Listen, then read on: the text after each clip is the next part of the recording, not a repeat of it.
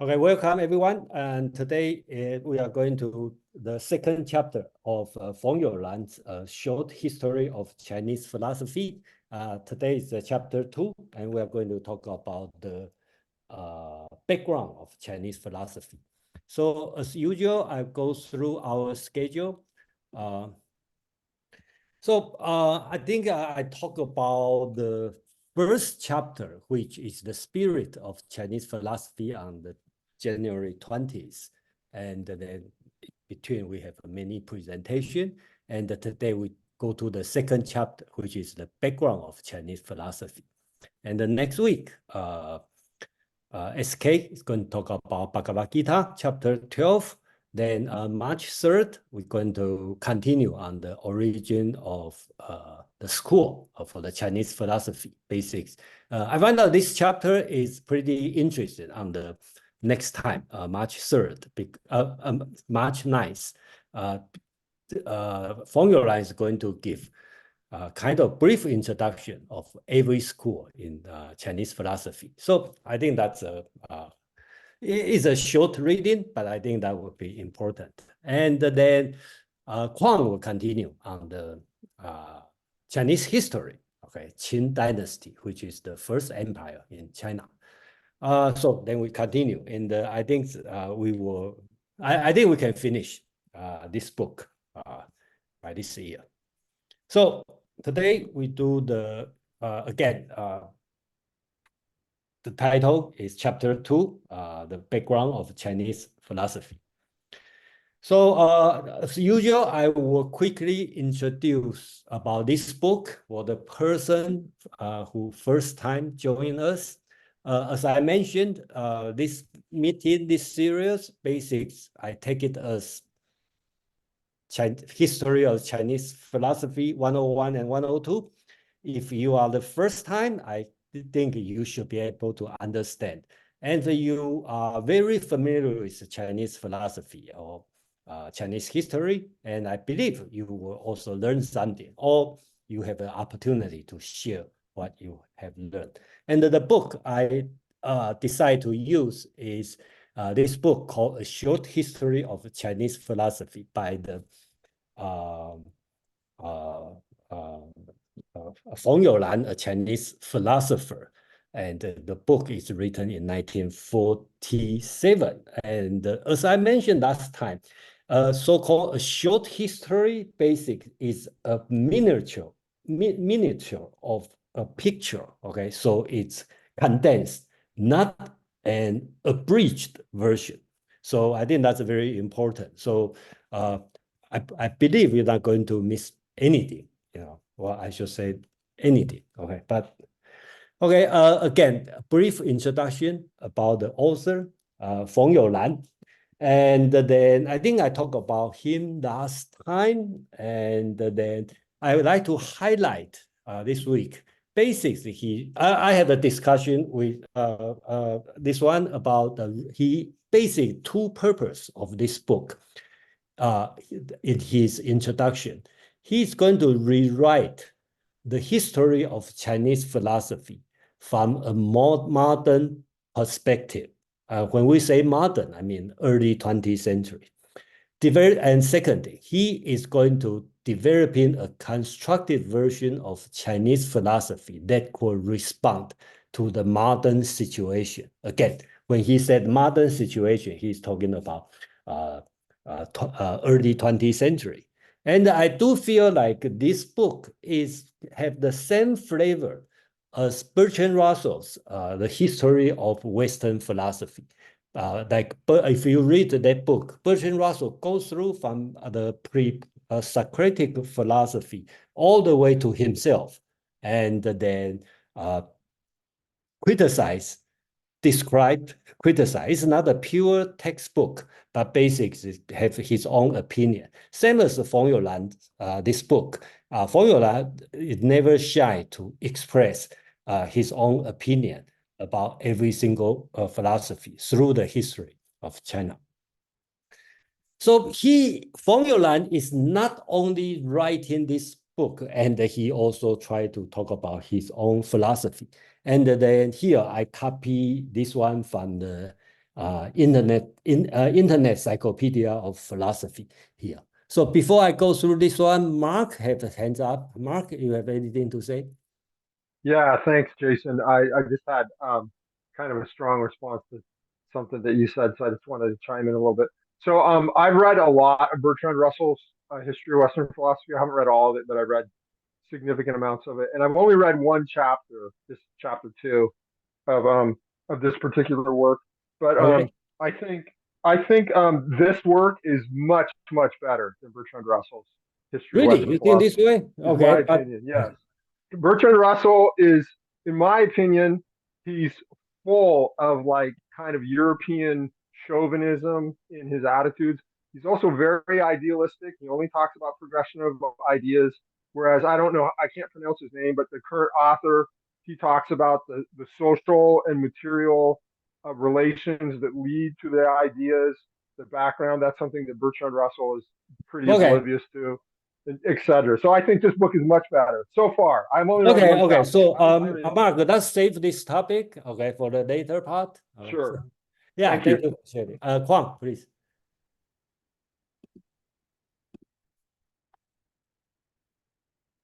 I will save it for the later part. Okay, yeah, please, yeah. That's focus on the text, And I know we always have a lot of things to share, but the purpose on at least the first 100 minutes, that's focus on the text we are reading. Okay, so I'd like to share about Feng Youlan's philosophy. Basics, I copied this one from the Internet Encyclopedia of Philosophy.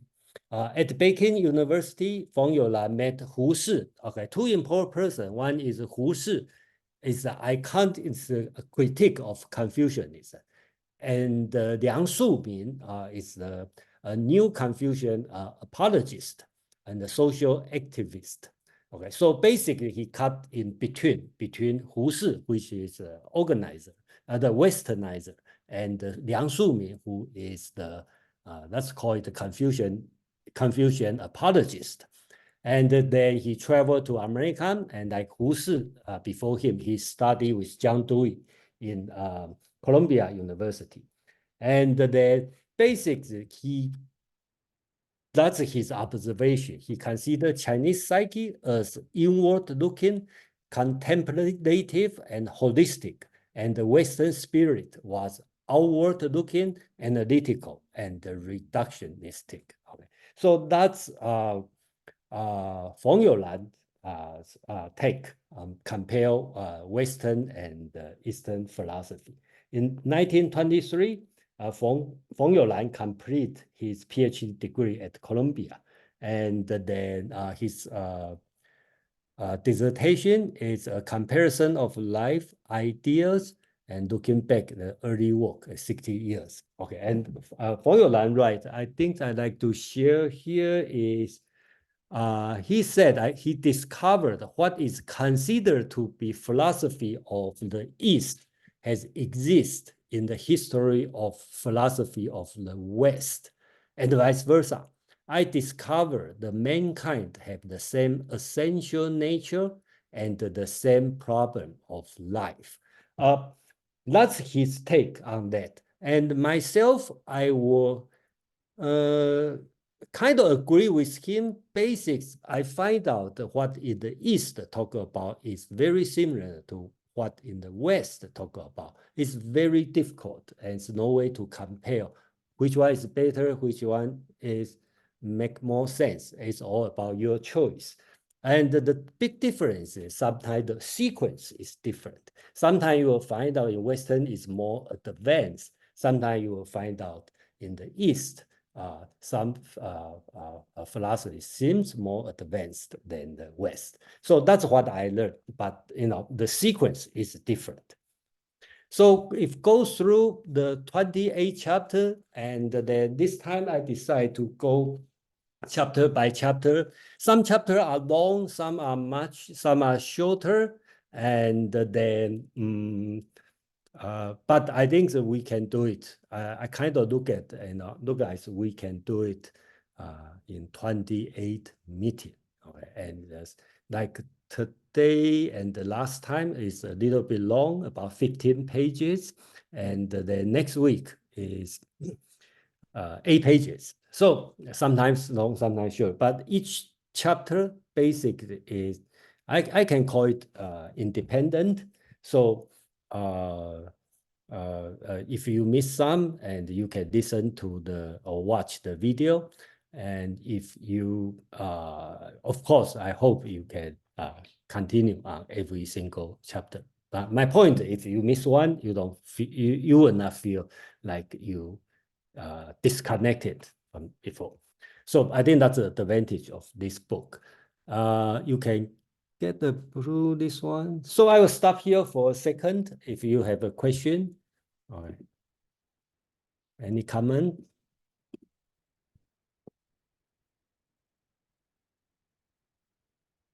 Maybe a very short comment. Yeah, please. I would like to stress the paragraph about the Chung-Shu, explaining the difference between the mentality of the peasants and the mentality of the merchants. Okay. And I think it's a very simple paragraph, but quite brilliant.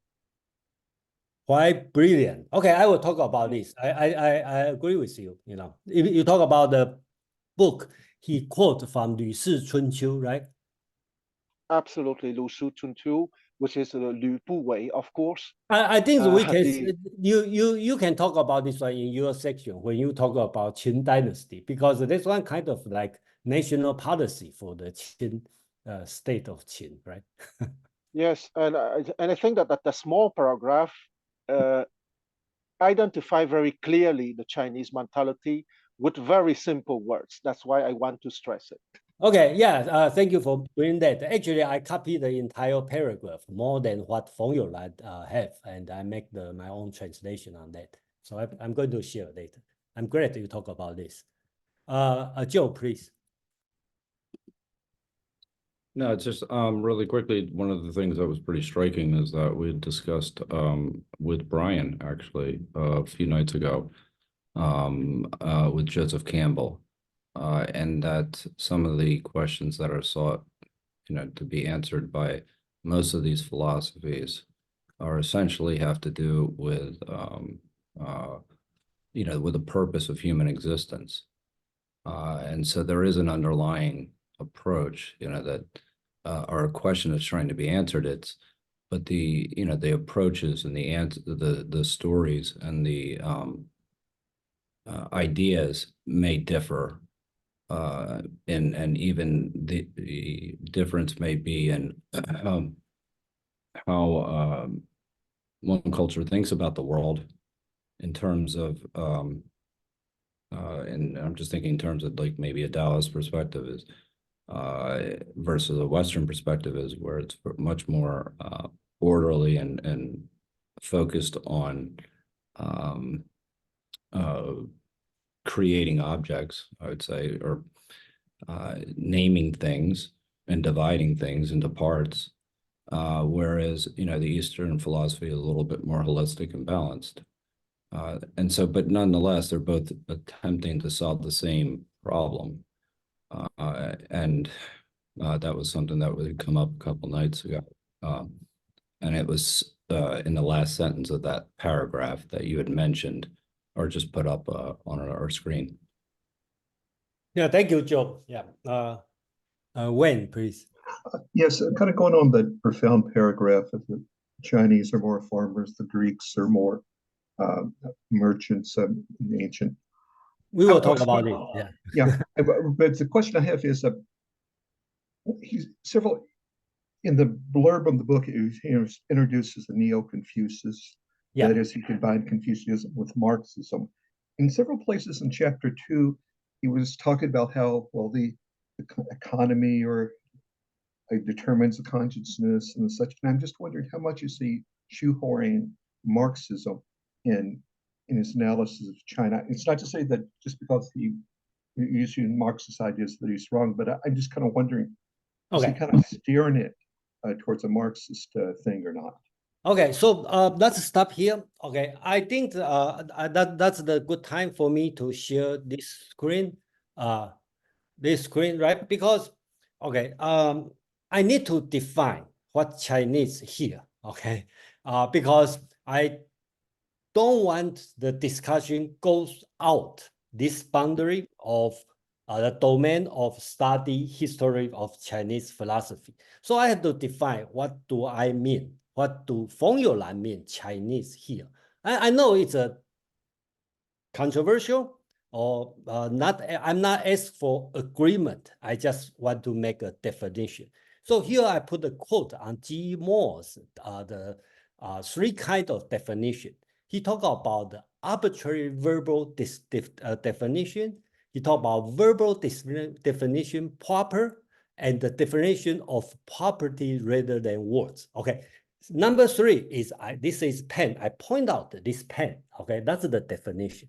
Number two, the verbal definition is the consensus definition, which is dictionary definition.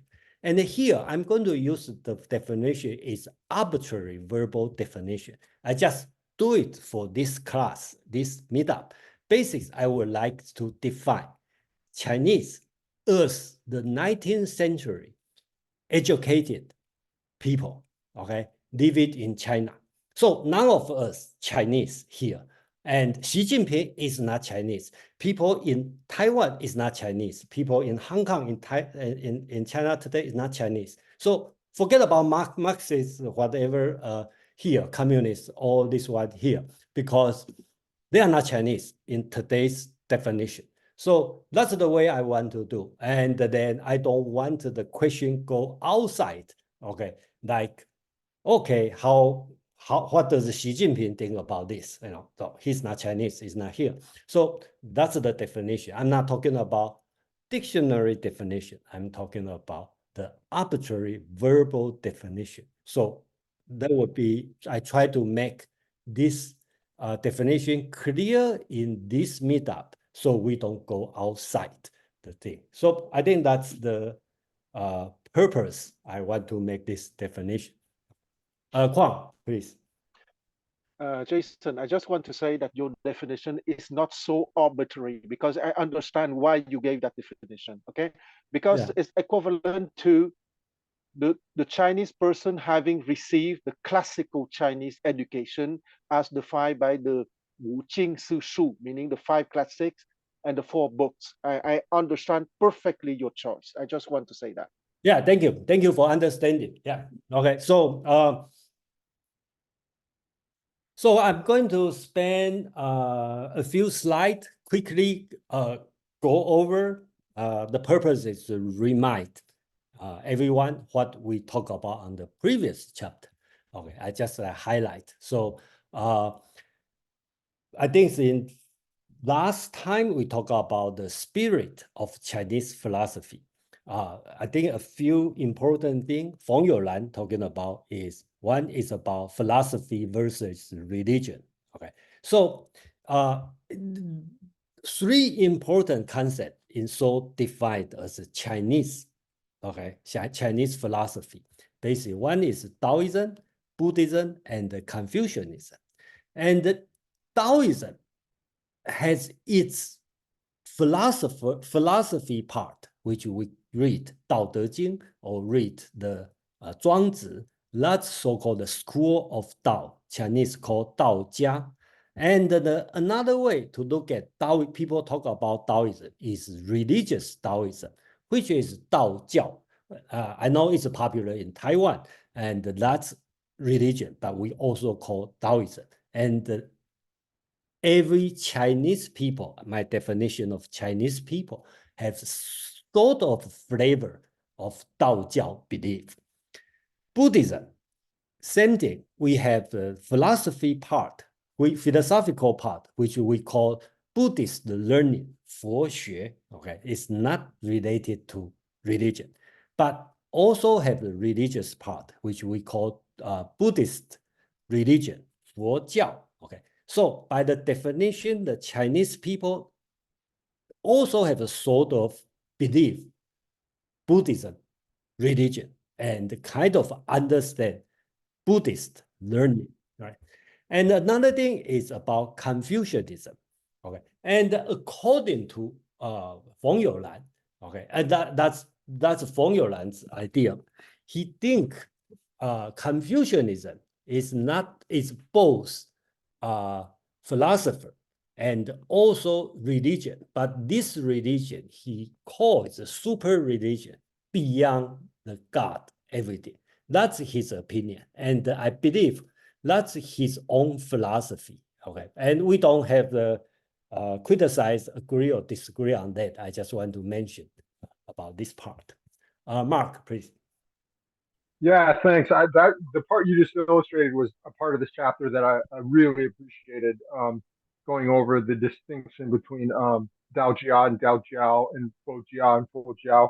And there's also a word that I've come across which is Fo Shui. And I'm curious, what's the relationship Fo Shui between is Fo this. Shui? That's Go ahead. That's Fo Shui. Okay, Buddhist learning, or you can call philosophy of Buddhism. Okay.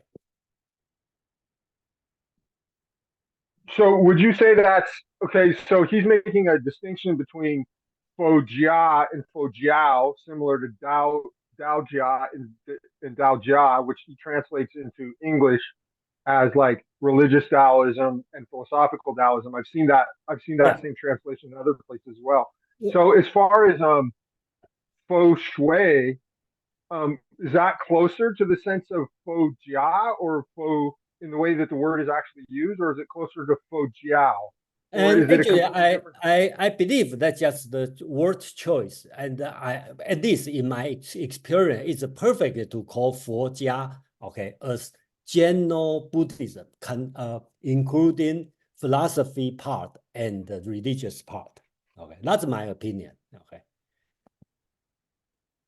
Okay, thanks. That's helpful. Joe, please. But just really quickly, I mean, one of the questions that I would have is that basically the the metaphysics that would differ between these two.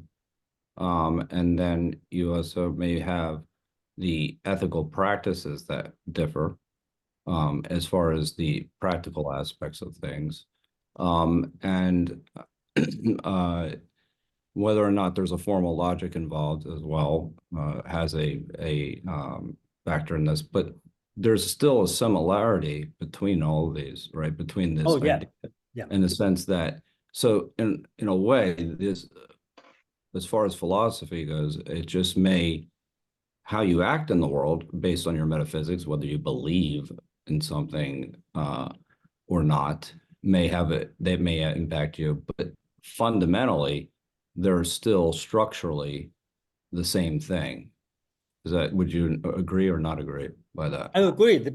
Fundamentally, they are the same thing, but sometimes they do opposite things. Okay. Well, that's where the metaphysics comes in, right? And how the world is held together, right? So that from that perspective, of course, whether something's externally, coming in, or if it's coming from the internal, that's going to have a huge impact on how you act.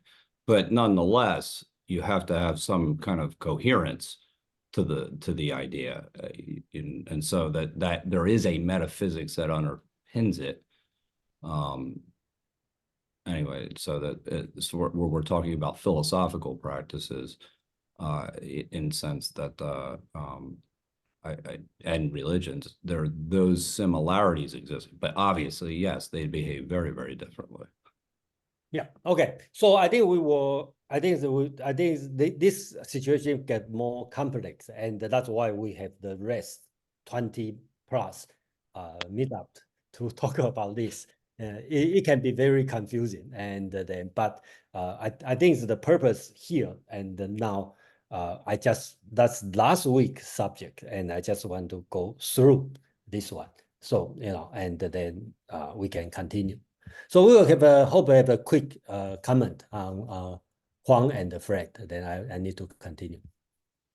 Okay, I will be very quick. I would say that Fo Jia is probably the most encompassing. Okay, it includes everything. Fo Jiao is the religious teaching, meaning that in Fojia, you are really going to the understanding of truth, okay?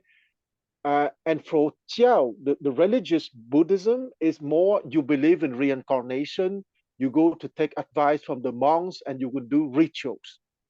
And for Shui, I would say that it's the smallest subset, okay? In the sense that you study, it's Buddhist studies, okay? You will study the history of Buddhism, you will study the philosophy of Buddhism, but it doesn't necessarily imply that you are on a path for research of the truth, or that you are involving yourself in a religious rituals. I stop here. Okay, thank you, Kwang. Fred, please. I noticed from the brief survey of the chapters that this book is, in terms of scope, both scope of time and extent, geographic extent, it seems to be very much focused on Taoism, Confucianism, as I believe it should be. So the chapters kind of ping pong back and forth between Taoism and Buddha and Confucianism, and then a tiny little sliver of Buddhism. So I would take it from that the implicit geographic extent of this book is China, but not Tibet, because it seems like if you add Tibet, then you would need a much larger explication of Buddhism. It's the in that sense, the mainland China's interaction with Buddhism is almost a conduit between Asian Buddhism, Japanese Buddhism. There's just a little bit covered in the book, it seems to me, on Buddhism. So the main thrust, I think, as it should be, is between Taoism and Confucianism. Okay, so let me make it clear here. Okay, so Buddhism doesn't come to the picture, okay, until much later time.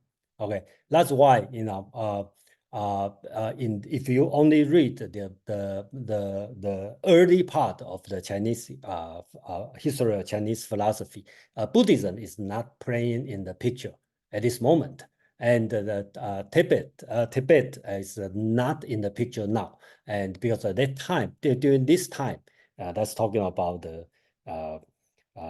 Confucius time, that they are not Buddhism believer. Okay, so I think that's Kwang, I believe you want to answer Fred's question. Not necessarily. I just want to take 20 seconds to say that let's not forget the distinction between those disciplines, Confucianism, Buddhism, and Taoism, as very distinct schools of thinking and of philosophy, and what is called the three teaching, okay, the San Jiao. The three teaching is a kind of syncretic popular religion that is a lot of popular beliefs and rituals and even superstition, which doesn't have anything to do with the philosophical school of Confucianism, of Buddhism, and of Taoism. I stop here. Thank you, Kwang. Okay, so next one, that's hold on. Okay, remember we are still reviewing the last time we talked about. So 圣人, that's another concept. Okay, so sage. Okay, and then I just want to make it think about through this text. 圣人 or sage basis is moral sage or political sage, not religious sage. And the basics, the sage, the role is define the moral rule. Okay, the moral rule, the moral law. Okay, and so-called the 君子, okay, gentleman in Confucian teaching is the one follow the moral law perfectly. And another good concept, and then back to the beginning, Brian talking about the Chinese philosophy is about politics or not political philosophy. One important teaching is here, and I hope Brian can share with his friend, basically talk about 内圣外王, that's been through the thousands of history, the sageness within and the keenness without. Okay, so basics, when you achieve the moral standard and the political perfection, okay, then you can call you that's the greatest idea, because you are not only the king and also in the moral perfect. So Feng Youlan like to compare this one as Plato's Republic, the philosopher king, this kind of concept. And I don't think everybody agree on this one, but that's his view on philosopher king. Is the same or similar concept of 内圣外王, the so-called sageless within and the kingdom without. And this one we will have a more detailed discussion and in the coming chapter. Last thing we want to talk about is the Tao. The Chinese philosophy, doesn't matter which school you go to, and from the very beginning, from Confucius time to all the way to the 20th century, even in today's language, Tao also in the daily conversation. And then what is Tao? That's a common question, in to ask for the Western to ask. But since Chinese use the Tao like a daily conversation, so basics, we don't have to answer this question. So I just put a quickly I will say prima facie summary on this one. So basic, the different, I just quickly list a few schools: Taoism, Confucianism, school of names, Mohism, Legalism. So for different school, they all talk about Tao. And we can just make it very brief. Taoism, when they talk about Tao, they talk about Wu Wei, okay? Confucian talking about, they talk about Ren, talk about benevolence or ritual. School of names, when they talk about Tao, they talk about rectification of the relationship between name and the fact, okay? The name and fact, all you want to, in Western term, would be subject and the predicate, okay? And the Mohism, okay, talking about Tao is talking about universal love. Legalism, basically the Tao, is the method which to control the people, to make the state powerful and prosperous, which so-called the two-handle reward and the punishment. The big difference between Taoism and the rest of school is Taoism probably treat Tao as the end, and the rest of school treat Tao as the means to the end, to their end. So that's my understanding of the difference. But of course, that's just a primary, introduction of give you a flavor of the spirit of Chinese philosophy. And then for the rest of many weeks, we were going to dive through each school and the meaning of Tao. And we will have a lot of opportunity to discuss. So we were going to officially start from chapter 2, the background of Chinese philosophy. So I think a lot of people already read this one, and I think Feng Youlan, this chapter, write very well. And I have to say, I'm not 100% agree with him. I believe a lot of people may not 100% agree with him, but we don't have to agree with him, but we just understand what he is talking about. So when he started, he start with the geographic background, and that's his assumption. Okay, I know personally, I'm not 100% agree, but I think that's a good start. He talked about philosophy is a systematic, reflective thinking of life. That's his understanding of philosophy. In thinking, the thinker is usually conditioned by the surrounding in which he lives. Okay, so his presumption is the place you grow will kind of condition your thought. Okay. So being in certain surrounding, he feels his life in certain way. And there are therefore in his philosophy certain emphasis and or omission which constitute the characteristic of the philosophy. So right now he is going to talk about the background. How does Chinese philosophy come out? And then I think he made a great comparison between Chinese philosophy and the Greek philosophy. I think that's we should not take this one too critical of he's doing right job or not the right job, but I think by compare Greek philosophy and the Chinese philosophy is the way to help everyone understand Chinese philosophy, but of course also help you understand Greek philosophy. I think that's the purpose. So I find out that he is talking about the one thing he talking about the land and the sea. Okay, so I think that's the great difference in the two sides. So I pull out the map basics on this side on your right hand side. This one is on the 1st century, the St. Paul's missionary voyages, right? So that's about the 1st century. Okay, so basics, this one. And this one is the 1st century, the Eastern Han dynasty. So the yellow part, you will see that's the territory of China. So if you compare these two, you will see immediately, right? You will see in Europe, basics is during that time is ocean-centered, and then on the China is land. Okay, so that's the big difference. And according to the previous, when Feng Youlan talking about the geographic background will condition your philosophy. So that's the geographic background difference. And then Feng Youlan make an interesting observation. He talked about the ancient Chinese concept of ocean. Okay, so first thing we talk about is if you read the Chinese text, you will probably notice, right? A lot of time I translate as the world, and the English is 天下, under the heavens. And under the heavens, and sometimes people call it within 4 seas, 四海之内. So both means the world.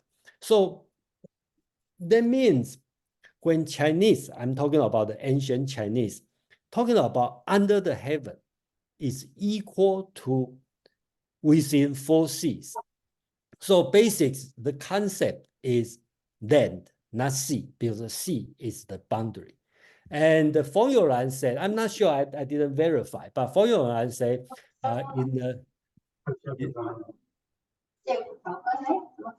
can you mute? Hold on, let me. Oh, sorry. Yeah. Okay. So according to Feng Youlan, the entire Confucius Analect, Confucius only mentioned ocean once. Okay. I'm not sure. I didn't check, but probably that's true. And Confucius lived in the state of Shandong, which is coastal state, and he only mentioned ocean once. So the master said, he quote from this paragraph, the Tao is not practiced. I shall get on the raft and flow about on the sea. The one who accompany me must be you, Zilu. Okay, so we don't have to talk about why he talk about this, but basics, he's talking about the situation, political situation is not good.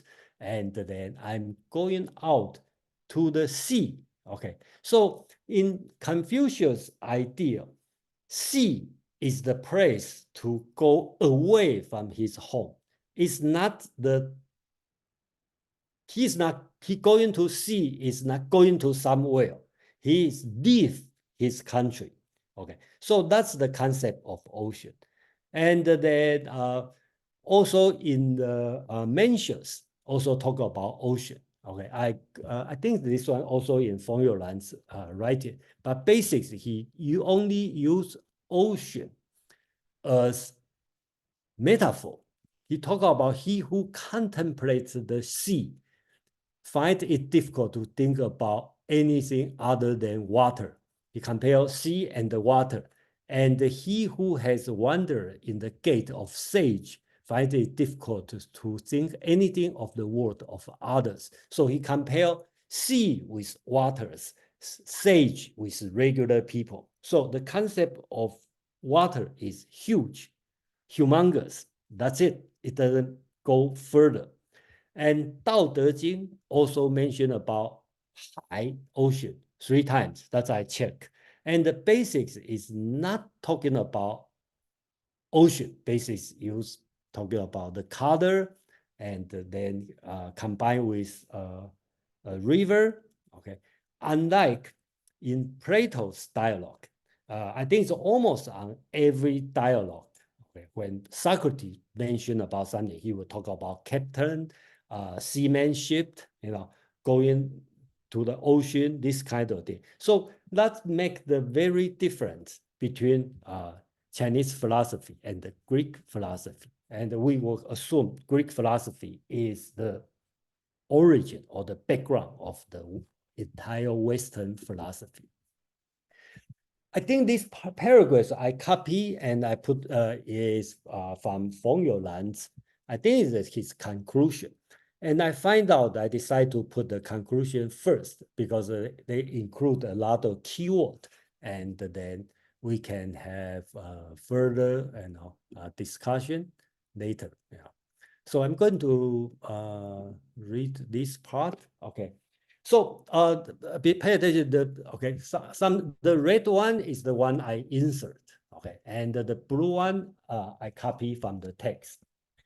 The Greeks live in the maritime country. Okay, so basically he talk about not a continental country, which is in China, and maintained their prosperity through the commerce. Okay, again, not agriculture. They were primarily merchant. Again, they are not farmers. Right? And what merchants have to deal with first are the abstract number used in their commercial account, and only then with concrete things that may be immediately apprehended through these numbers. So number is important in the Greek. Such number are what Northrop called concept of the postulation. I think he talked about a philosopher, Northrop, okay, and we will talk about later. So basics in the West or in Greek use the concept of postulation, and the China used the concept of intuition. Right? Hence, Greek philosophers likewise took the concept of postulation as their starting point. They developed mathematics and the mathematical reasoning. That's the Greek.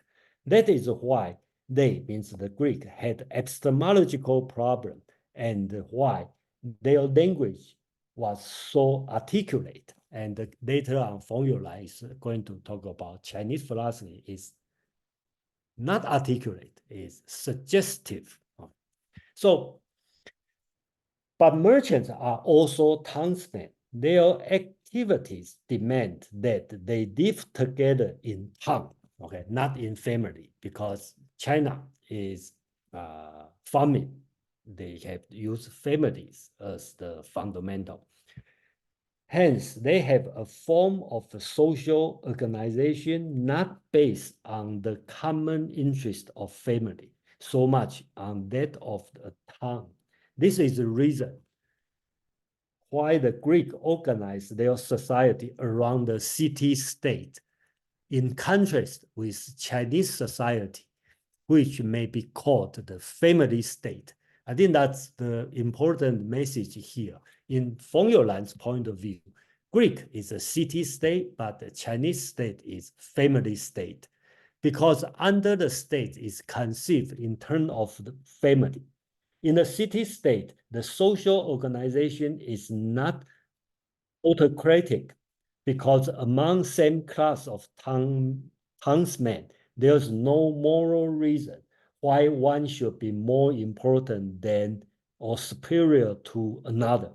But in the family state, the social organization is autocratic and hierarchical, because in the family, the authority of the father is naturally superior to that of the son. So this one is Feng Youlan's conclusion. And I think that's a pretty good comparison. Of course, you can argue some of them may not be, you may not all agree on this one. Again, the reason I think important is we use this comparison to understand Greek and the Chinese philosophy, not to criticize, is the comparison correct or not correct? I think that's the purpose. So before I'm going on, and then we go to Ken and Joe. Ken, please. Hi, thanks, Jason. Yeah, I know everyone sort of seems to like this conception, this, I guess, explanation of how different philosophies came about. But like, I'm just thinking of the other book that we're reading for the Nietzsche meetup that we're in, like The Birth of Tragedy.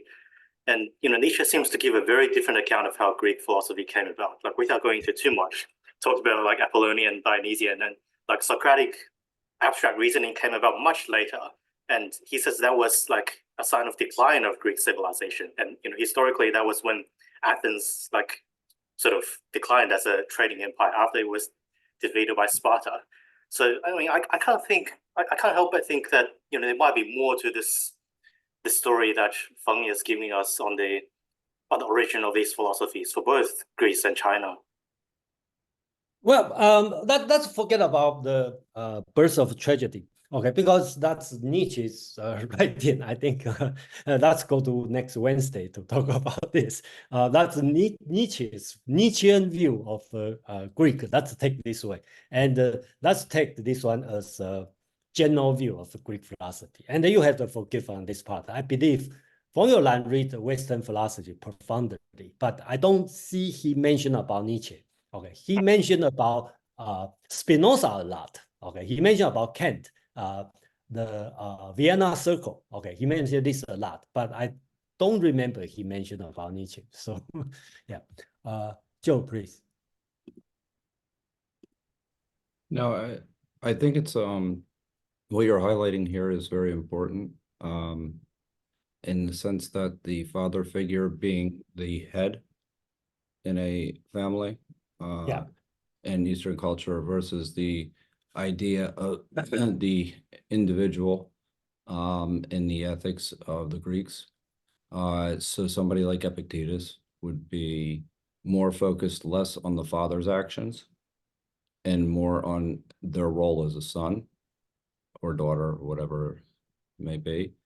And whereas, and the importance is the individual's character, whereas filial piety becomes more of a factor in Western or Eastern religion, or philosophies, forgive me, in the sense that the obligation is to the family, to the father. And so that this distinction is important in how it plays out in the world.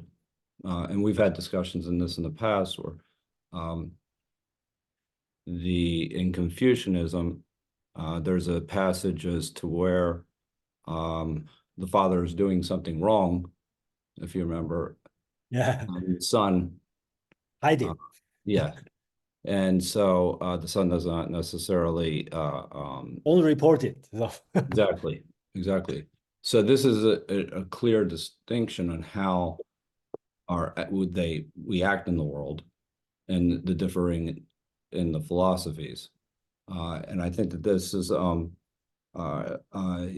of understanding that there's not, as you said, there's no right or wrong in it, but knowing these distinctions does tell you how as to why we may act a certain way and behave a certain way or believe a certain set of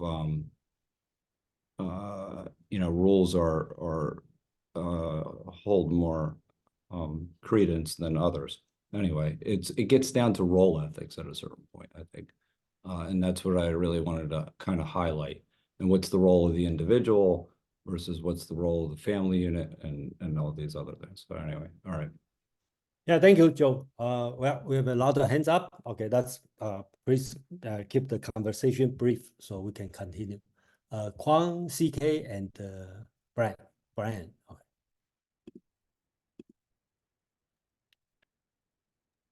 Oh, sorry for the delay. So I would try to be very synthetic because I understand perfectly that Feng Youlan was trying to give a certain framework. And I just want to say that this framework is very debatable. And I will give and it would give two very down-to-earth historical examples, so we will not go into useless argumentation. The Chinese philosophy has been created by people who were living in city. Okay, you most probably know that, Jason, that there is a distinction between Guoren and Yeran. Guoren are the aristocrat and the scholars and the gentry who were living in city, and the people having created Chinese philosophy were not the Yeran, the peasant living in the peasant communities. So I think that the distinction between the countryman and the city-states is, I would not say wrong, because the guy was trying to give a framework of distinction, but it's very limited in the sense that both the people who created both Chinese philosophy and Greek philosophy were all living in urban settings, in sophisticated society. That's why they were capable to write and to have ideas precisely. That's one. Okay, and two, concerning the paragraph in the Analects of the son not denouncing the crime of his father, I also remember that paragraph. I would like to say that there is a dialogue in Plato called the Ephthyphro, where you have exactly the same situation.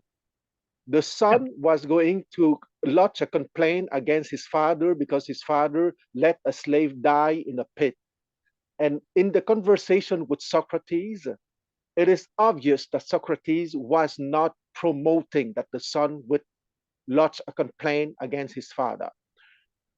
The other thing I want to add on the historical framework is that the Indo-Europeans as a group, and from which the Greek belonged to, was a group that was very defined by the superiority and the authority of the father. Let's not forget that, for example, in India, the Indians are a group of Indo-Europeans, and for a very long time, the center of the religious life in India was the father.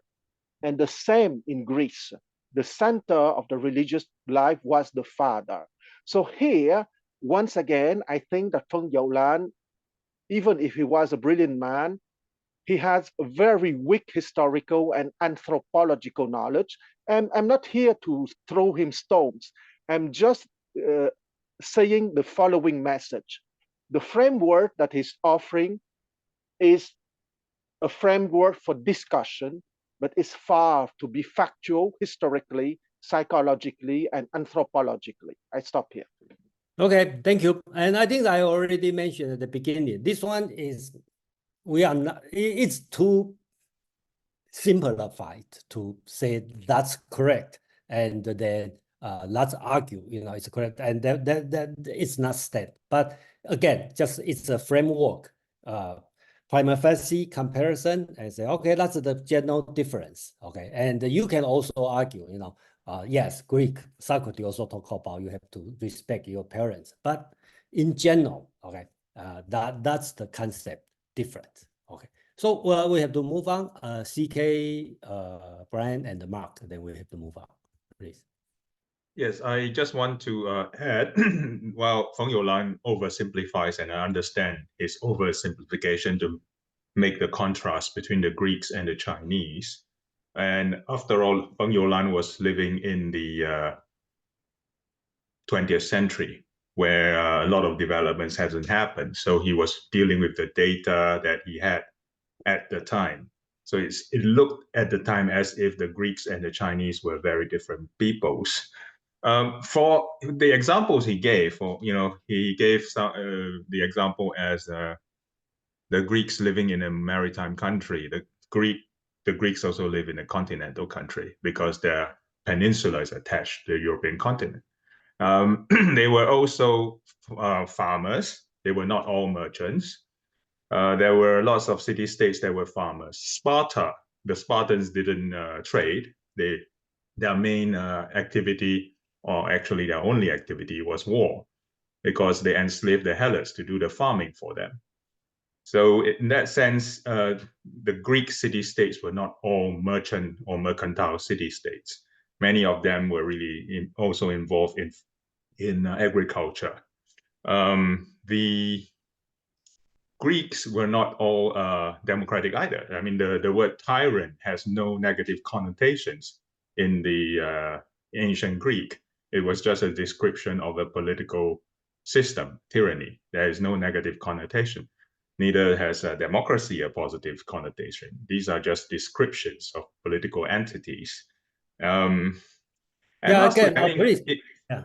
Lastly, in terms of maritime country and continental country, I would say that in China, the farmers also need to be able to count, their crops, their produce. So that is not a reason to say that therefore the Chinese language is more abstract or more succinct, because they also need to know how much they produce from the land and how much they could reap from the land. So it's not really a very convincing argument to me. Thank you. Okay, thank you. And then again, I just want to mention, this one just comparison. We use this one as a guideline. We can move on, and then of course it's not all correct. Okay, Brian, please. So I would just say quickly on this idea of abstract numbers, I want to give some support to what Yulan has written. I've read a couple books on this exact point, in particular as it regards coinage and money. A history of philosophy professor wrote that the Greeks developed an idea of an impersonal value, an absolute value, so an ideal value that applied everywhere as the idea of coinage was evolving. And so coinage flowed internationally throughout the whole Middle East. So the first coinage was from Lydia, but it was picked up quickly in the Greek world. And he made the argument that they developed these, in effect, their philosophy, in part because they already had this coinage that gave them an appreciation of impersonal, abstract ideals. Thank you, Brian. Mark, please. Yeah, I'm gonna. I really like. Okay, so I got like 3 comments. I really like that Yulan makes this comparison with Greece. I think for writing in English, for a book in English, it makes sense to orient the readers and give context. It also makes sense in terms of overall historical analysis, thinking about the distinctness of Chinese culture and philosophy from other parts of the world. I would just say that in a modern context, I think to really understand the place of Chinese philosophy and history, Indian philosophy is also a really important context, because I'd say along with the Mediterranean China, ancient Indian philosophy is very important to contrast. But I don't think that the knowledge was widespread at that time in the English-speaking world, and probably not even in China either. So the comment about coinage, this is kind of a bugaboo for me. I wanted to jump on this because my experience is especially in the Anglosphere, in the internet in English, there's this Eurocentrism on history, which really distorts things. So when I did a search for when was coins invented, I got the same answer as the previous speaker, Lydia. But if you do a search on what are the oldest Chinese coins, you will get a date prior, at least I did when I did this search, prior to the creation of coinage in Lydia. So the internet will tell you that coins were invented in Lydia, but it will also tell you that the oldest Chinese coins predate the development of coins in Lydia. Similarly, if you do a search on the internet for when was printing invented, you'll get 1400 Gutenberg. But if you search for what is the oldest printed book, you'll get 868, the Diamond Sutra, printed in China. So there's this, you have to be careful when you're looking for things in terms of history. China has a long history of currency. China printed paper money before any other country. There's so I'm dubious about these arguments about Okay, so about Greece versus China with regard to currency. That's it. Thanks. Okay, so I think we need to stop discussion here. Okay, because there's I think we all out of the subject here. Okay, so can anybody? I see 4 hands up, and I only want to talk about related to the subject. You know, and if you are not related to the this subject, please have the hands off. Okay. So Kwang, Brian, Madeline, and Joe. Okay, so keep briefly. Then I'm not going to take more hand. Yeah. Okay, so I will be very brief. I would like to mention 3 concepts: fact, mythology, or narratives, and truth. Truth is our human faculty to make the difference between myth, narrative, or mythology, and facts. I would say that here Mr. Feng offers us a narrative that can be coherent within his system. And as long as we read it as a narrative, which is not completely historically exact, and I approve everything that Mark has said about the coinage, and I even want to give some comments, but I want to keep it short so I wouldn't forget about my comments about the coinage. So it is as long as we remember that Mr. Feng offers us a narrative, it's okay, okay? But we have to remember that a lot of stuff that give rise to a certain narrative is based on facts that are not historically correct because the knowledge is not available or because certain knowledge has been pushed aside. What I want to say too, that a lot of things that is qualified as Greek is Athenian, is not Greek as a whole. And let's not forget that the so-called Greek miracle was not a miracle. Those people received a lot from the Babylonians, from the Sumerians, from the Egyptians, from the Persian Empire. So let's not go too much. I want to be fair. When we are saying things from an Athenian perspective, meaning Plato, Aristotle, essentially, I would like people to remember that's the Athenian narrative. And that's okay, because the search of the truth is precisely the capacity to make the difference between narrative from a certain group.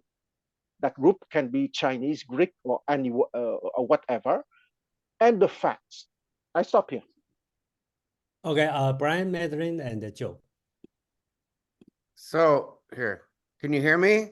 Yeah. Yeah, all right. So I accept what Mark said, and I just want to point out I didn't make any statement, and neither did this historian, about the Chinese or other experiences, and he didn't try to compare the Greek with the Chinese in any way. He was just saying that part of the evolution of universal ideas in the Greek realm, the Greek space, or the Greek tradition, can be tied with the development of coinage in that area. He didn't claim that the Chinese were first, or that the Japanese, that the Chinese, that the Greeks were first. There was nothing about comparison at all in what he said or in what I said. Okay, thank you. Madeline, please.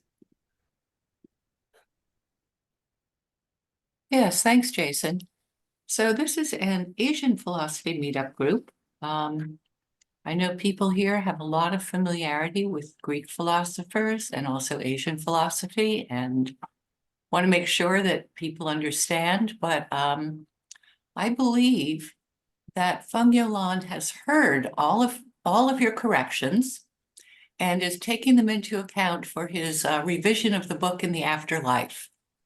So maybe we can move on to the Chinese philosophy part. Yeah, thank you, Madeline. But I do believe today's section will be more controversial, okay, because Feuerland tried to compare Eastern and the Western as a background. And I know that's why, Madeline, if you remember, I didn't start from this chapter. 2 years ago, I start from Taoism and go to individual school, because I know this one would be very controversial, because there's no way to correct describe everything, and then doesn't matter how you compare, and there always somebody disagree, and they say that's not the fact, and which is true because nobody know all the fact. Joe, please. Really quickly, so this is just more of a question than it is kind of comment, as the idea and how the view of nature itself, water and fire, air, and how this relates to the Eastern philosophy and the Western philosophy, in the sense of even how the mind itself works.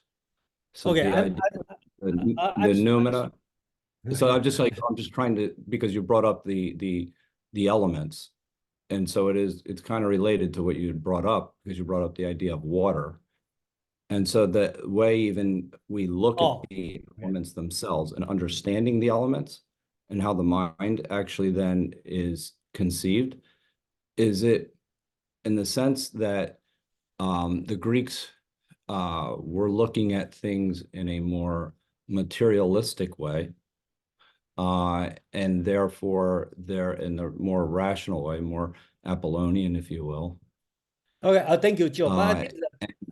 I need to make it clear here. Okay, so don't misunderstand the water. So how do they look at nature differently is probably the question, and how does that impact their perception of the world? Okay, I think you have two questions to answer. First is about element, and here there's nothing about element, 5 element or 4 element in Greek. Nothing about element here. When we talk about you were talking about water, that's all. Yeah, that's just water, the water, not the 5 element water or 4 element water, just water, real water, H2O. That's it. Second question is how's the view of nature, and just make it brief. Description from Feng Youlan's point of view. Chinese idealization of nature. I think that's one section he's talking about, the idealized nature. Okay, so we will move on and to see how. Jason, if I may take 20 seconds, it's about Chinese philosophy, I swear. Okay, and it would take 30 seconds. Okay, about the idea of elements, I think it's very important within Chinese philosophy. But here we talk about background, right? Yes, but we start from the background precisely because I'm sticking to the chapter, please believe me. Okay. Because the chapter is about the environment of China precisely, right? And let's not forget that the idea of the elements in Chinese philosophy started from the observation of nature of the 4 seasons, okay? If you remember, the element wood symbolize the spring, okay? And after that, you have fire, which is for summer, and earth, which is for the end of summer. And after that, you have gold or metal for fall, and water for winter. So it's really strict to that chapter, meaning the environment and the origin of philosophy. And after that, you have the seasons in the life of a man. And after that, you can have the phases of the mind development of a man and all kind of more complex epistemological or philosophical questions. Okay, but at first, that idea of wood, fire, earth, metal, and water is truly coming from the observation of the 4 seasons of nature. I stop here. Yeah, thank you, Kwang. But this one we will talk about on the chapter 12. Okay, thank you. So I just want to let everybody understand, because this one is kind of like Feng Youlan try to put entire Chinese philosophy compared with all the Western philosophy together. So it's kind of become world. So if we want to go, we can go everywhere. So I'm sorry in the situation, and then what Kwang said is absolutely right. But the situations we will discuss on the chapter 12, where he talk about Yin-Yang school and the 5 element. So, okay, this one, Kwang, I think you like this one. That's what you're talking about, 吕氏春秋. And then here is the formula I'm talking about the value of agriculture. So right now it's no more Greek. I think there's no more Greek. Okay, yeah, only Chinese. Okay, so 李氏春秋. Okay, I think this chapter is important about the value of agriculture, and I think I don't know.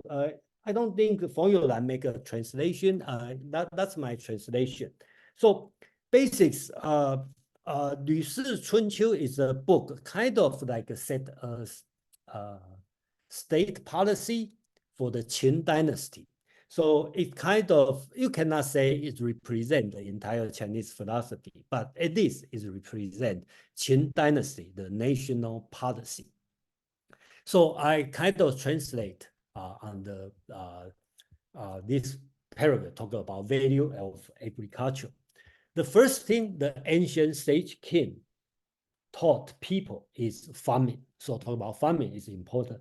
Farming is not only for the agricultural production, it is for the people's aspiration.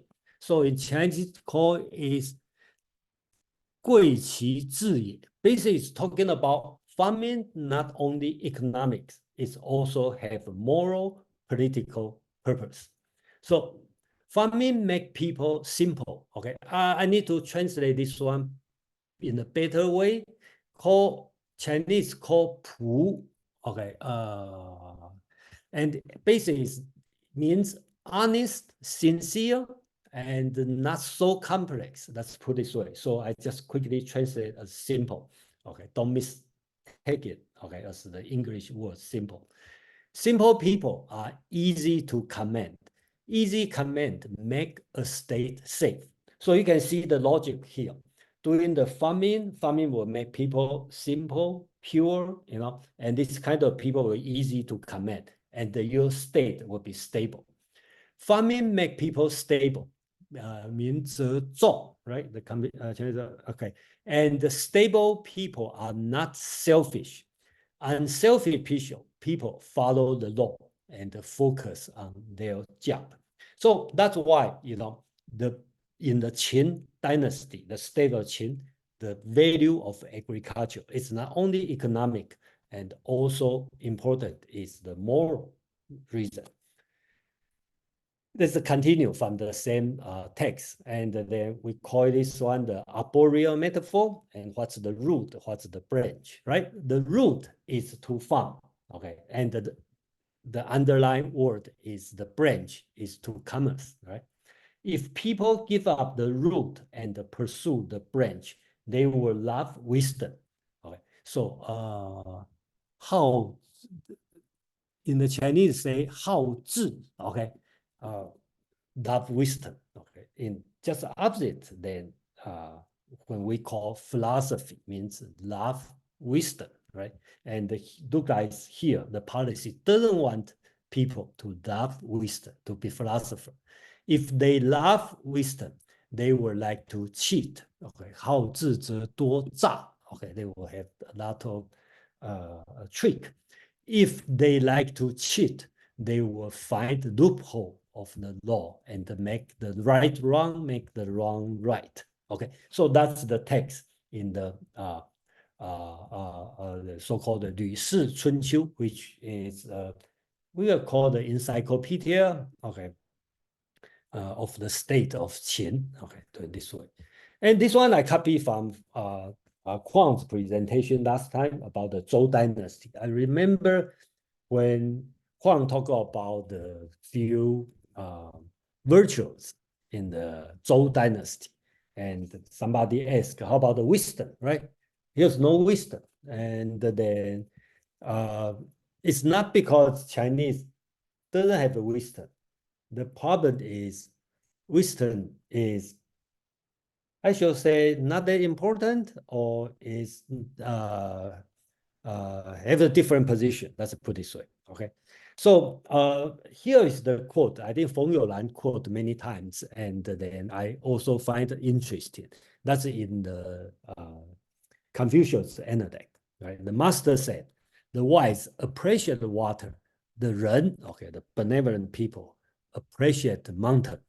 The wise are active, which means flexible. The Ren, okay, the Ren people are tranquil. It's more stable. The wise would be happy. The Ren would be long-lived." So It really depends how you read this text, right? Someone may read Confucius' opinion is wisdom and the ren, which is moral. Okay, both are same important. But at least most of scholars, including I also agree with them, is Confucius think ren is more important than wisdom. Okay, that's my understanding, and I think that's what Confucius means. And my surprise is here, Confucius put water, associate water with the wise and associate mountain with ren. Okay, so that's you can see, you know, the view, you know, the Chinese philosophy kind of focus more on the moral over wisdom, more on the tranquil, stable over flexible. Okay, and focus on the longevity, long-lasting over happiness. Okay, so I think that you can, from this text, you probably can get the flavor of the how does Chinese philosophy, you know, get started. You know, so I will stop here for. Let me see. Yeah, okay, I'll stop here, and then if you have a question, okay, and then otherwise I'll move on. So the next thing, okay, the next subject, since we talk about farming, okay, we talk about because the land, the mountain, okay, stable, and the farming is important, okay. I think that this part is not controversial, right? Because farming is very important in China, okay. Not only for the economic reason, also for the moral, political reason. So from the farming, according to Feng Youlan, the farming will develop a certain kind of philosophy. One of that is talking about the cycle. The thinking is more cyclical, okay, cyclical than linear, right? So here I quote from the Tao Te Ching, chapter 40, right? Returning is the movement of the Tao. Tenderness is the function of Tao. Okay, so we don't have to go all the detail, but basics, important thing is returning, or sometimes you want to translate as reversal. 反者道之动. Okay, so basics, it takes a view of everything come to its return. Okay, so another thing we quote is from the ancient book, the Book of Change, Yi Jing.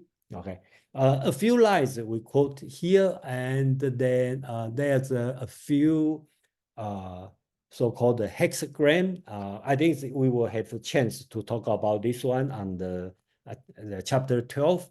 Okay, talk about Yi Jing. Okay, they have the 64 hexagram, right? So here, first in the appendix, talk about when the cold goes, the worms come. When the worms come, the cold goes. So talking about the cycle, okay? And when the sun has reached its meridian, it declines. When the moon has become full, it wanes. So this one is associated to Feng. Okay, that means this one, right? That's the Feng Gua. Because the just a brief introduction for most of people not familiar with this book. That's an ancient book. Some people claim it's a metaphysics books, okay, and then Confucian attached the moral teaching on that. That's a brief discussion. So each gua, or you call it a hexagram, is attached with some metaphysical comment or Confucian moral teaching. Okay. So another one called Fu Gua. Okay, so in returning, we see the mind of heaven and earth, which I translate as nature. So the mind or the heart of the nature is returning. So basics, it talk about the cycle the world view is a cycle.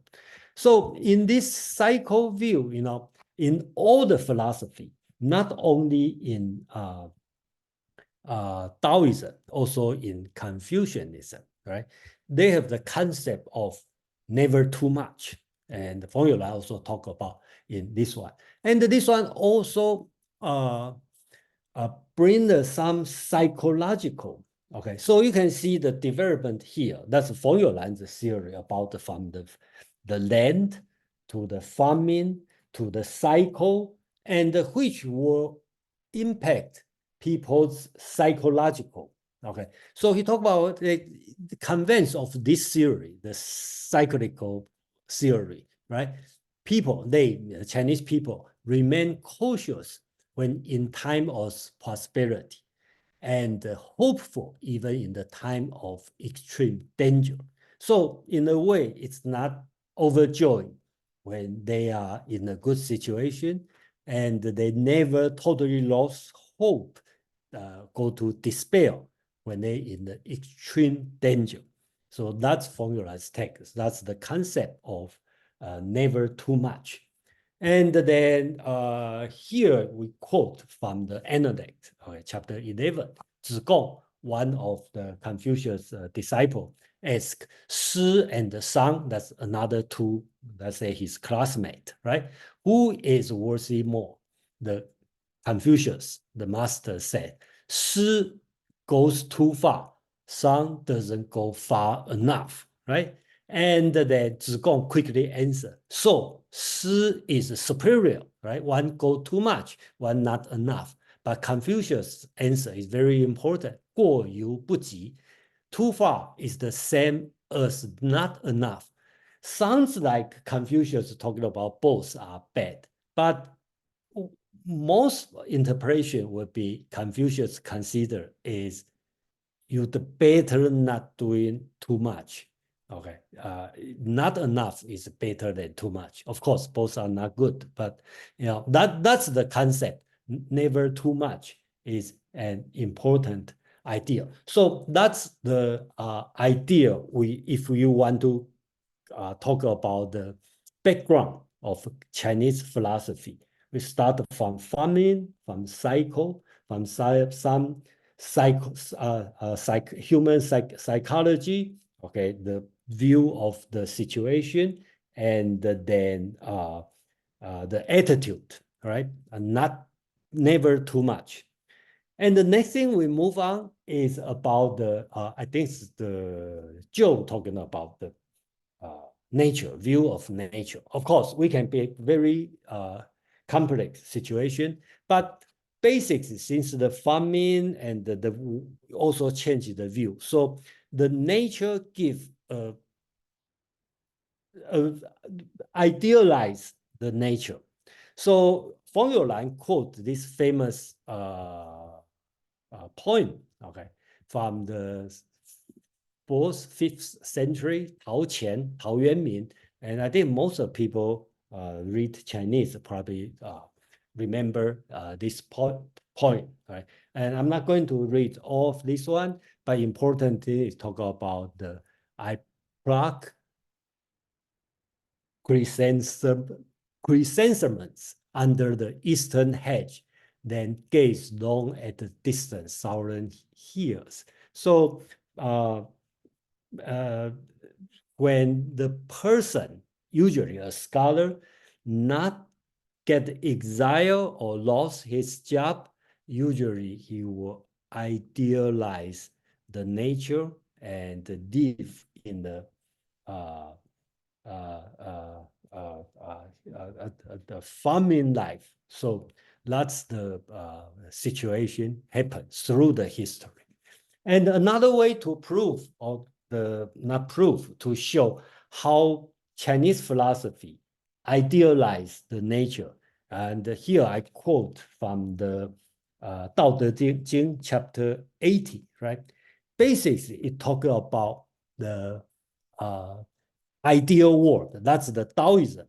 Lao Tzu talking about what is the ideal world, right? In chapter 80, it talks about that people have many tools, but they don't need to use them. that people worry about death, so they don't migrate to distant places. That people, there are boats and the carriage, but people don't ride on them. There are weapons and armors, but people don't display them. Okay, people don't just live a simple life. That people revert to the ancient way of tying knots. They then taste their food, admire their clothes, settle their homes, entertain their customs. The neighboring state overlook one another. The crowing of roosters and the barking of dogs can be heard from one another. Through their life, people never come in and go in with one another. Of course, this one is not possible, but basics you can see. This one show in the chapter 80 of Tao Te Ching. You can see this one is the idealized state in Taoism thinking. So small state, keep distance, people mind their own business, and then that's the way to think about nature. So from nature, right, Chinese come to the concept of this worldness and otherworldness. So Chinese call 入世 and 出世. So when you in the political world, you call this worldness, and you go to otherworldness, just like this guy, Tao Qian, right? Tao Yuanmin. He go to the other world, the nature world, okay, to avoid the trouble. So instead of in the most Western or in the Buddhism, Christian most likely, he talk about present life and the life to come, right? But Chinese hardly talk about the next life. Even you believe the Buddhism, the next life seems not that important. More important is this worldness and otherworldness. You can doing your job, just like when Confucius talking about taking the boat going overseas to leave this world and go to other world. But he doesn't talk about the world, the life to come. I think that's the situation we have. And another one I'd like to talk about the same concept in Zhuangzi is talking about the Fang Nei and the Fang Wan. I think this one is in the inner chapter 6, right? When there's a 4 friend, Taoist friend. One died, I think it's Zishang died, and the Confucius sent Zigong to have a counsel on that, and they find out they are singing instead of mourning, and then Confucius talk about they are the other world people, Fang Wai, okay, and we are this world people. There's 2 different worlds. So through the history, you probably will see that the 2 worlds. One is this world, and the other one is other world. Okay, so so this concept of this world and other world, according to the text, he said these 2 trends of thought rival one another and also complemented each other. So it gives I think I don't remember who talked about this. If you compare to Chinese philosophy and the Western philosophy, it gives a flavor of more balance, okay? Because this kind of this world and other world, and then you will see the Confucianism is more on this world, and the Taoism thinking is more on the other world. Yeah, Madeline, please. Thank you so much for this, Jason. I think in the Indo-European cultures and all of their outgrowths, including Buddhism and Islam, there's this basically a container theory of existence. There's somehow a soul contained in the body that moves on after you die. And most of those religions that have come out of the Indo-European realm, are an outgrowth of that. And so it's quite distinct from this. And I think this really would, this slide that you just went over really helps dispel a lot of confusion. Because it's not as if the Confucians and Taoists are disagreeing with that or discounting it or agreeing with it. It's just not really on the radar screen here. Yeah. It's a whole different ontology and epistemology. Yeah, I think the situation that sometimes we will say Chinese disagreement is different than the Western disagreement, right? So even the Taoism and the Confucians, they disagree each other, but they probably use for each other. So, Kwang, please. Yeah, I just want to piggyback on what Madeline just said, because in the Chinese mythology, there is the concept of the Qi Po, the Sun Hong.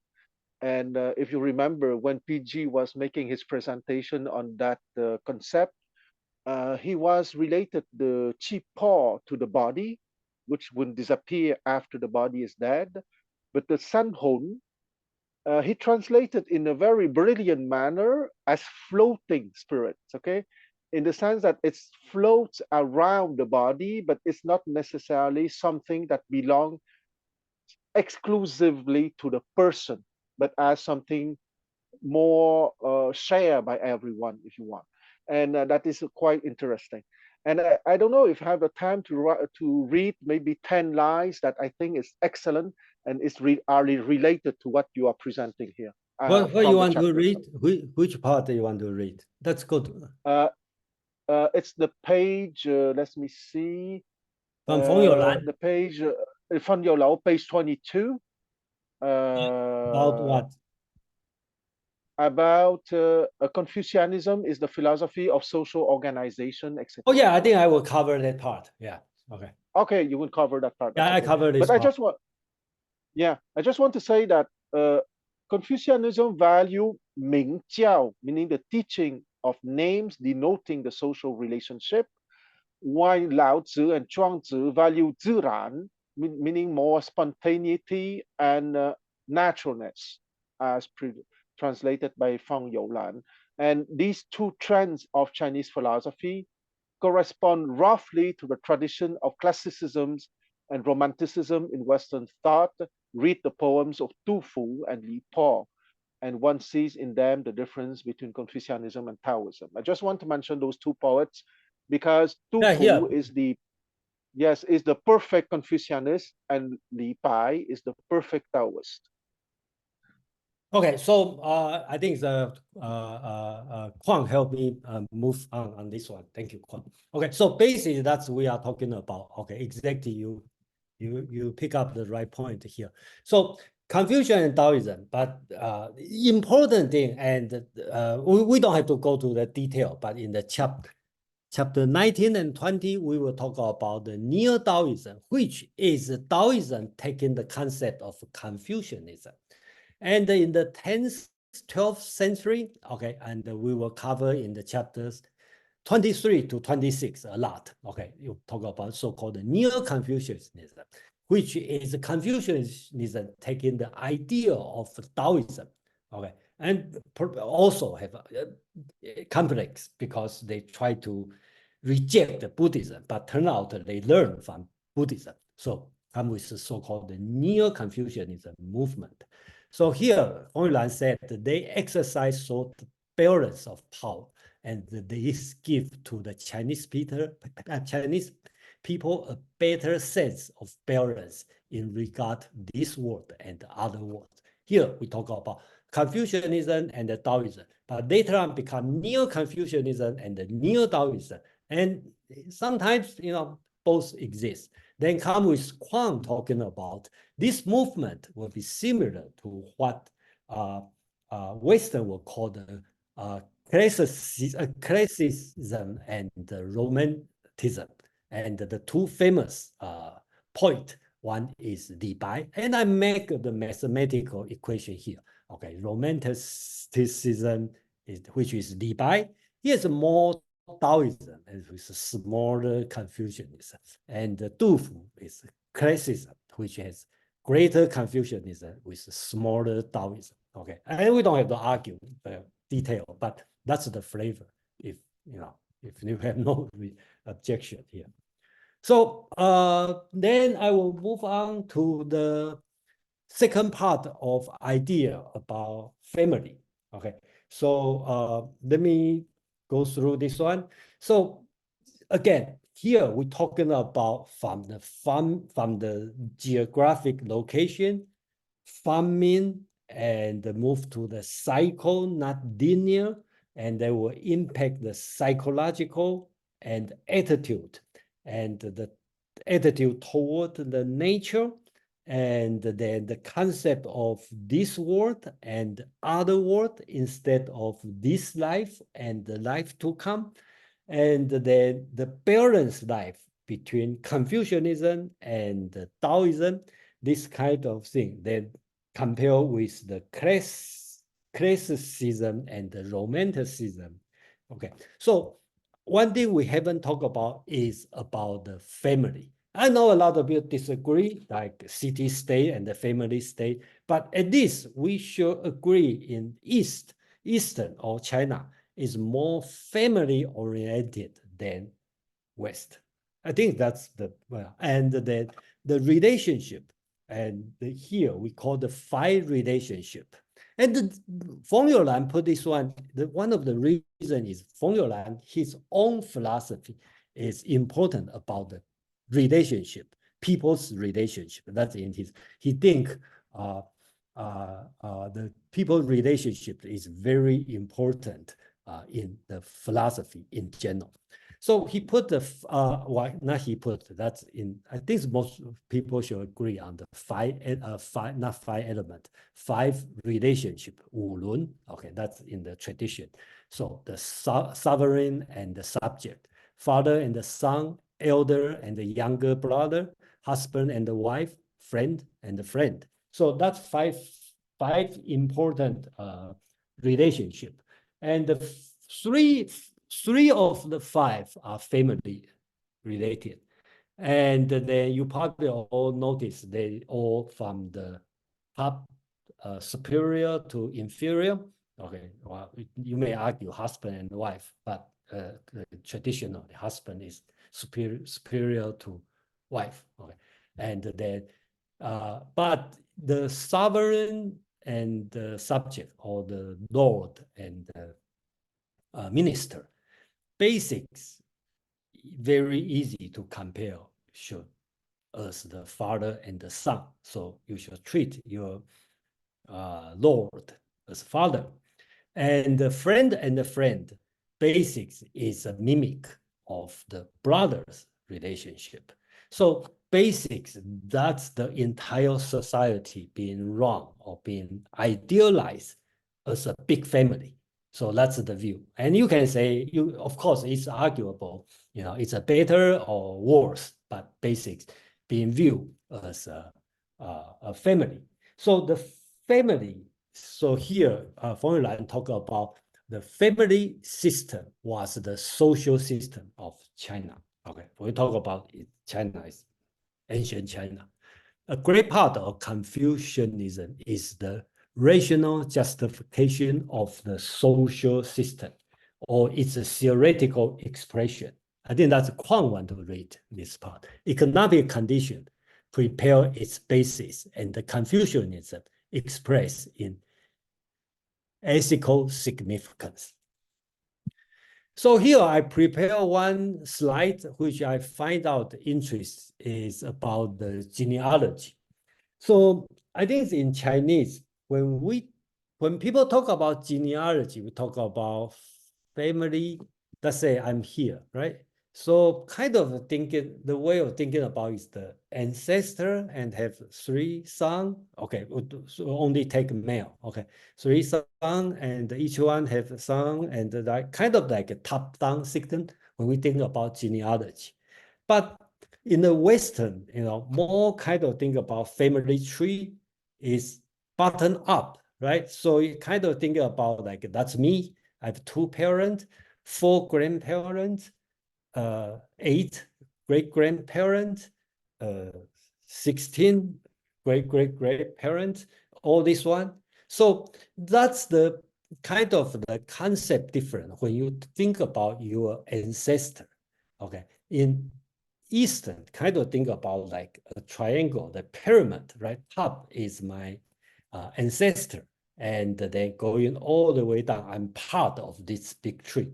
And then in the Western, kind of think about that's me, and the parents, grandparents are going up. So that's the another different concept on this one. And another thing also interesting I find out is Feng Youlan talk about the, in the Chinese tradition have the so-called the 5 classics, and then the 5 classics, 诗书易礼 Chung-Shu, right? The poetry, and the one important is Shang-Shu, the book of document. And they have many chapters. One chapter called Ya. Ya means the proper name. Okay, so basically serve a dictionary. And they have the chapter called Qin, which Feng Youlan quote. And I'm curious, so I go to look at this chapter. So it's true, it's really no way to translate. Basics, it define all the relationship. And then I just copy some of them. If you, this one is only for the person who know Chinese and who know the Chinese relationship. So you can see how complex in the ancient time, and the ancient text define. Not only define the brother, right? Our brother is young, older, younger, sister, older, younger, and then aunt and the father's sister, and they go more complex. And father's uncle, you call like 从祖父, great uncle, and your father's great uncle is your great uncle, and they all have the different, and then they go further and further, and go to your son, your great grandson, and to the mystical son. That's I don't know how many generations. So they go on, and then if you live in the Chinese family, you say the relationship is complex. I suggest you take a look on this part. You will know it already much simplified, because if you want to go through this one, it really drives you crazy. So I think that I will kind of, I think that the being and the non-being, this part, we can skip basics. It's a metaphor. I think we will cover later when we got more chance. I think important thing here is talking, Feng Youlan talking about, okay, here, Feng Youlan talking about the Greek philosopher is more held non-being and unlimited as inferior to being and limited, and the Chinese philosophy is just reverse. Okay, I don't know everybody agree or not agree, but one thing I agree is Chinese philosophy kind of treat emptiness, non-being, unlimited as a real thing, not something unclear. So here, Feng Youlan is talking about the Western, okay, or Greek start from the postulation, and then Chinese start with the intuition. Okay, so this also explains why epistemology has never developed, okay, in Chinese philosophy. But I think never probably too strong word, but basics not that important. If you read Plato's dialogue, there's many talk about how do we know what's the meaning of knowing, and which is very few discussion in Chinese tradition. So the reason, according to Feng Youlan, is epistemological problem arise only the demarcation between subject and object is emphasized. In the aesthetic continuum, which is talking about Chinese philosophy, there's no such demarcation. In this, the knower and the known is one. So Chinese are more on the knower and the known are kind of mixed together, unlike in the Western philosophy, kind of make it very distinct, separate.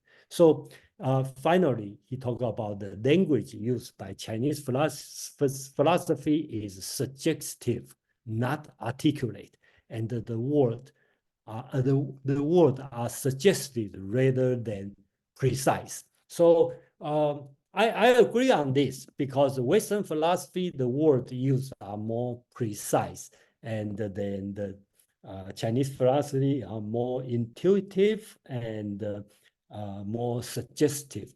Okay, so Madeline and I have some discussion before that and think about compare Western philosophy.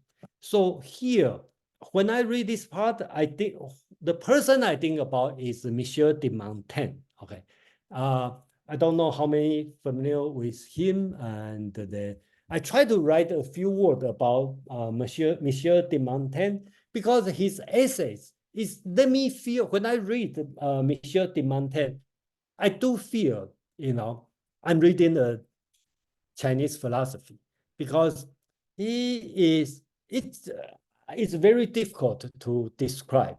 I just use a few words. I hope it's correct. I say it's not an organized structured writing. It's more naturalism, it's skepticism, intuitive thinking, and he quote a lot from the class, and a lot of you are not sure when he say something. I say Montaigne say something, you are not sure. He just give you a suggestion, or he make it, you know, it's hard to describe. And I accept, is Fred here? Okay, I'm not Fred, you read, you know Montaigne well. If you are still here, you can say something on that if you want, you know. So I think that's it. And then okay, the final thing, okay, being and the non-being, okay, and then formula also talking about the art, the different on the art.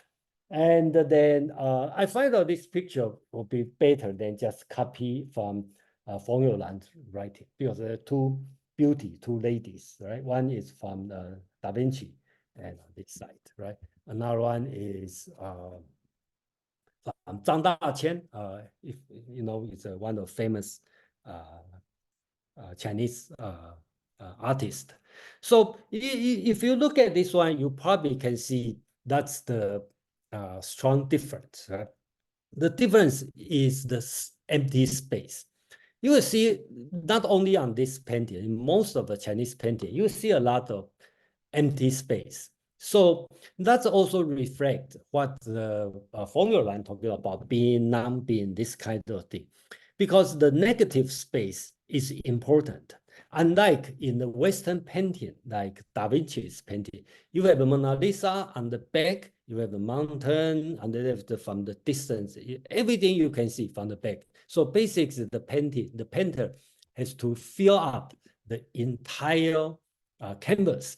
Unlike in Chinese painting, basics you have to lay out, and then probably nobody fill up the whole space. Basically, the some space here. So we will call this one is kind of like it's hard to describe, but basics, that's the concept, you know, between Western and Eastern. So I think I will stop here, and then let's leave for a few minutes to discussion, and then if you have something to talk about. So I know this chapter is most important, you can say this way, but another way to do is we can revisit this chapter, okay? After we finish all the reading, then we